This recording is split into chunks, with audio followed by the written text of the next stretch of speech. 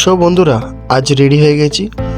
আজ রেডি হয়ে বেরিয়ে পড়বো আজ দেউলটি শরৎ মেলায়। সকলেই জানেন শরৎচন্দ্র চট্টোপাধ্যায়ের আমাদের একজন বড় লেখক রাইটার ছিলেন, যিনি অনেক গল্প লিখেছেন। তো এখন বেরিয়ে রেডি হয়ে আমাদের উলবেড়িয়া থেকে বেরিয়ে যাব দেউলটির দিকে। কিভাবে যাওয়া যায় সেটা আপনাদের পুরো দেখাচ্ছি। উলবেড়িয়া দিয়ে গেলে আপনি কিভাবে যেতে পারবেন। আমরা উলবেড়িয়া থেকে সোজা হাইওয়ে ধরে চলে যাচ্ছি। তো যিনি লেখক বা রাইটার অনেক গল্প লিখেছেন, কাব্য লিখেছেন, রচনা লিখেছেন। তো অনেক কিছুই কাব্য, রচনা, গল্প যেগুলো আমাদের ক্লাসের বইয়ে ছিল, এখন বাগনানে চলে এসেছি। তো যেটা বলছিলাম আপনাদের, তো আপনারা তো অবশ্যই জানেন। তো সেরকম কিছু আপনাদের সেখানে গিয়ে দেখাবো। এখন ঘোড়াঘাটা এটা আনন্দনিকেতন প্রতিষ্ঠান। এখানে হোস্টেল, স্কুল সবই আছে। এখানেই আমি পড়াশোনা করেছি। এখানে অনেক স্মৃতি জড়িয়ে আছে পড়াশোনার। তো এবার আমরা বেরিয়ে যাব দেউলটির দিকে। দেউলটিতে গিয়েও কোন দিক দিয়ে যাবো, কীভাবে যাব, সেটা পুরোটাই আপনাদের দেখাবো। হোটেল অভিজিৎ, এই হোটেল অভিজিৎটা ছেড়েই দেউলটি ওভারব্রিজ পড়বে। ওভারব্রিজ দিয়ে বাঁ দিকে আমরা চলে যাব। কিভাবে যাচ্ছি আপনাদের টোটালি দেখাচ্ছি এই ব্লগটা পুরো দেখলে আপনারা বুঝতে পেরে যাবেন। এবার বাঁ টার্ন নেব, বাঁ দিকে নিয়ে আমরা সোজা চলে যাব। গিয়ে ওভারব্রিজের নিচে দিয়ে চলে যাব সোজা শরৎচন্দ্র চট্টোপাধ্যায়ের বাড়ি। ওনার আসল বাড়ি ছিল হুগলি। তারপরে এখানে আমাদের দেউলটিতে এসেছিলেন। এখানে এসে নিজের সাহিত্যিক জীবন এখানে কাটিয়েছেন। এটা দেউলটি স্টেশনের দিকে যাওয়ার রাস্তা। পুল দিয়ে বেরিয়ে এসেই এটা হচ্ছে শরৎচন্দ্র চট্টোপাধ্যায়ের বাড়ির দিকে যাওয়ার রাস্তা। তো সাহিত্যিক জীবন এখানেই কাটিয়েছেন। তো এখানে থাকার পর এখানে ওনার বাড়ি ঘর সবই আছেন। তো আপনাদের আজকে মেলা দেখাচ্ছি। কোনো একদিন নেক্সট ভিডিওয়ে আপনাদের ওনার বাড়ি বা কোনখানে ছিলেন বা কোনখানে বসে গল্প, কবিতা, পদ্য সব লিখতেন, সবই দেখাবো। তো আজ মেলা দেখাই, চলুন দেখতে থাকুন। আমি আপনাদের সঙ্গে শাকলিন, আপনারা দেখছেন শাকলিন ব্লগ। এরকম মজাদার ব্লগ পেতে আমার চ্যানেলটিকে সাবস্ক্রাইব করতে ভুলবেন না। আমার শুধু ব্লগ না, মোটো ব্লগ প্লাস ব্লগ, সব রকমই ব্লগ পাবেন আমার ব্লগ চ্যানেলে। তো দেখতে থাকুন। এখন শরৎচন্দ্র চট্টোপাধ্যায় শরৎ মেলার মেন গেট, এটা মেন গেটের সামনে চলে এসেছি। এবার আমরা মেন গেট দিয়ে ঢুকে যাবো ভেতরে ঢুকে দেখি একটা গাড়ির অ্যাড চলছে। তারপর দেখি নানান ধরনের পুতুলের দারুণ টেক্সচার হাতে বানানো কি সুন্দর রং করা বিক্রি হচ্ছে। এরপরে মেলার দিকে আগাতে অনেক কিছু চোখে পড়ে। যেমন এখানে ট্যাটু বানানো হচ্ছে, রিয়েল ট্যাটু, যেটা রিয়েল ট্যাটু হয়, রিয়েল ট্যাটু বানানো হচ্ছে। তার পাশেই কিছু খাবারের দোকানে খাবার বিক্রি হচ্ছে। ভেতরে ঢুকে যাই। ভেতরে ঢুকে গিয়ে দেখি বাঁদিকেই একটা কাকু কাঠের কি সুন্দর পাখি বিক্রি করছে, যেমন বক, ময়ূর, কাক। তো এরপরে কিছু ফটো দোকান বা কিছু ছোট স্টল দেখতে পাই, সেখানে ফুলও বিক্রি হচ্ছে। তারপরে আমরা ভেতরে ঢুকে যাই। এটা হচ্ছে শরৎচন্দ্র চট্টোপাধ্যায়ের যে জীবনী, যা লিখেছেন, পদ্য, কবিতা, গদ্য সব এখানে একটা লাইব্রেরির মতো করে সাজিয়ে রেখেছে। যেমন দেখুন, এটা একটা থিম এখানে তুলে ধরা হয়েছে, যেগুলো উনি লিখেছেন। এখানে যেমন মহেশ, অবশ্যই তো যারা পড়াশোনা করেছেন মহেশের কথা শুনেছেন। মহেশ এই গল্পটাই ছিল, এই গল্পটা পুরোটাই তুলে ধরা হয়েছে এখানে, ভালো করে দেখুন। যেমন গোপুরের হাতে মহেশের মৃত্যু। তো এরকম গল্পের যেটা ছিল এখানে সব তুলে ধরা হয়েছে। এক পার্ট আপনাদের দেখাবো। তারপরে কি সমস্ত দেখতে থাকুন। এরকম করে পার্ট। যেমন আরেকটি গল্প পথের দাবি।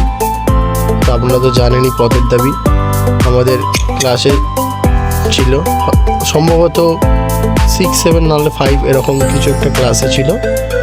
অতটা মনে নেই, অনেক দিন আগেকার, প্রায় 7 বছর আগেকার, 8 বছর ঠিক আছে, আর অতটা খেয়াল নেই। এরকম অনেক গল্প আছে, দেখতে থাকুন আপনারা, দেখাচ্ছি পুরোপুরি।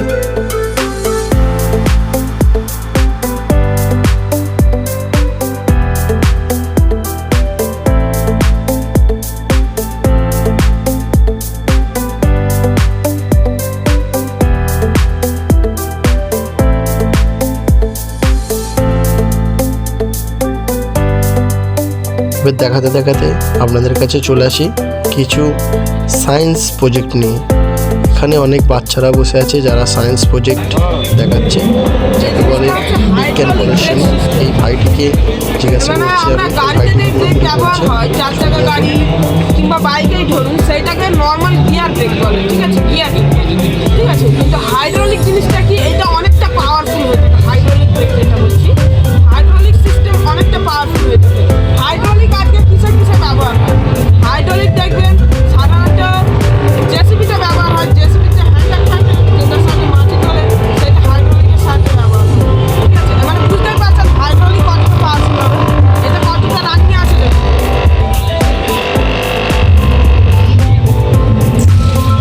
ঠিক আছে। এটা হাইড্রোলিক সিস্টেমের ব্রেকটা লাগানো, মানে এটা যথেষ্ট রানিং ছিল, তাও এই ছোট হাইড্রোলিকটা এটাকে থামিয়েছে।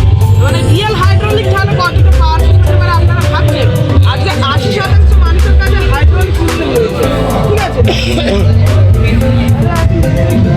তার কাছে হাইড্রোলিক রয়েছে। কিন্তু হাইড্রোলিক যদি আমরা আজকে গাড়িতে ব্যবহার করি, তাহলে অ্যাক্সিডেন্টের হার যেটা আছে সেটা বেড়ে যাবে। এটা এই ধরনের, এটাই ভাইটি বোঝালো যে হাইড্রোলিক কীভাবে কাজ করে। তারপরে সায়েন্স বা বৈজ্ঞানিক প্রদর্শনটা দেখে আবার একটু চলে এলাম শরৎচন্দ্র চট্টোপাধ্যায়ের আরও কিছু গল্পের থিম তুলে ধরা হয়েছে এখানে, সেগুলো দেখতে। তারপরে সামনে, এটারই সামনে একটু বাগানের মতো সাজানো হয়েছে, সেটাও আপনাদের দেখাবো। তারপরে চলে যাব ডাইরেক্ট মেলায়। এখানে দেখুন যেমন আরেকটি গল্প তুলে ধরা হয়েছে নতুন, যেমন এখানে আরেকটি গল্প, ফেমাস গল্প বিন্দুর ছেলে, অবশ্যই শুনেছেন। তো দেখেন, যেটা দেখাচ্ছি আপনাকে, হালকা মাটির ভাঁড় দিয়ে বা হাঁড়ি কলসি দিয়ে খুব সুন্দর ডিজাইন বানা হয়েছে। এরপরে চলে এলাম বাইরের পুরো মেলাটা ঘুরে আপনাদের দেখাবো, দেখতে থাকুন। কি কি পাওয়া যাচ্ছে সেগুলো দেখাবো।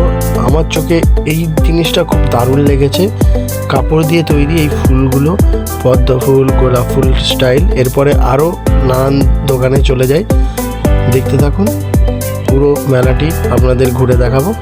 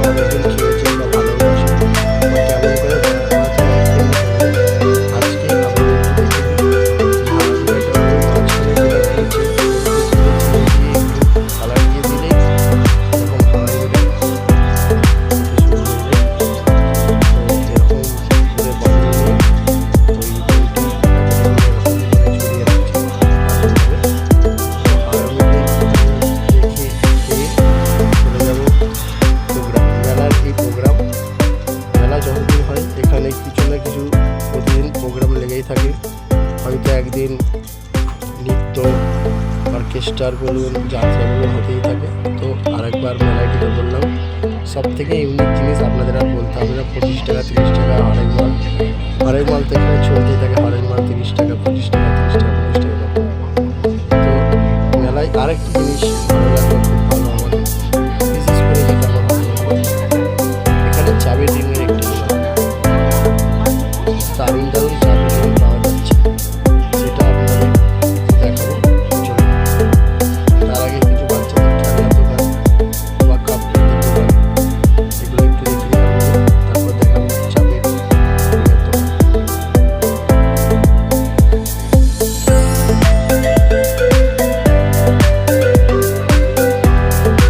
বলতে বলতে চাবি রিংয়ের দোকানের কাছে চলে এসেছে। দেখি কত সুন্দর সুন্দর চাবি রিং, কি যাচ্ছে চাবি রিং, নানান ধরনের চাবি রিং, 5 টাকা থেকে শুরু করে 1000 টাকা পর্যন্ত চাবি রিং এখানে পাওয়া যাচ্ছে। কমও আছে, দামিও আছে, নাম লেখাতে পারবেন বা নামের চাবি রিং আছে, নানান ধরনের চাবি রিং। আমরা একটু দেখলাম বা আপনাদের দেখানোর চেষ্টা করলাম। সুন্দর ভিডিও পাওয়ার জন্য আমাদের সাথে জুড়ে থাকুন। যদি চ্যানেলটি নতুন হন তাহলে অবশ্যই চ্যানেলটি সাবস্ক্রাইব করে দেবেন। ভিডিও ভালো লাগলে অবশ্যই লাইক দিয়ে দেবেন আর একটু শেয়ার করে দেবেন।